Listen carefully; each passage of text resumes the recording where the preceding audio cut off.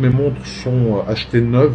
J'achète aucune montre d'occasion, hors exception, que toutes mes montres sont stockées en banque, parce que forcément, vu les montants, on parle en dizaines de millions d'euros, je peux pas les garder chez moi, parce que s'il y a un incendie, il y a aucun moyen de sécurité pour l'arrêter automatiquement, il y a tout qui va cramer. Si on vient me braquer chez moi, même si je suis à Monaco pour des dizaines de millions d'euros, je pense pas que ça empêchera une équipe bien déterminée de venir me braquer. Il y a aucune montre chez moi, tout est en banque. Tout est à la banque, dans des coffres, frérot, qui font 2 fois ma taille, que si ça crame, c'est ignifuge, frérot, pendant 4 heures avant que ça crame ce qu'il y a dedans, et qu'en général, à Monaco, les pompiers, d'ailleurs, gros big up à eux, sont très réactifs aussi, et que si ça crame dans la banque par malchance, du coup, voilà, les montres résistent, et c'est, je pense, en part, la plus grosse part de mon patrimoine, c'est les montres. Donc forcément, voilà, elles sont à l'abri, à la banque, et j'en ai bien plus que dans les voitures. Salut Georges, est-ce que ta vie est la même qu'en caméra où il y a des choses que tu ne montres pas? Alors, non, frangin, il y a des choses que je montre pas. Parce que sur les réseaux sociaux, on montre que ce qui nous arrange, on montre que les bons côtés des choses. Alors moi j'ai la chance d'avoir une vie plutôt agréable, parce qu'il y a des gens qui souffrent énormément sur Terre. Mais il y a des moments où j'ai des downs, je te cache pas.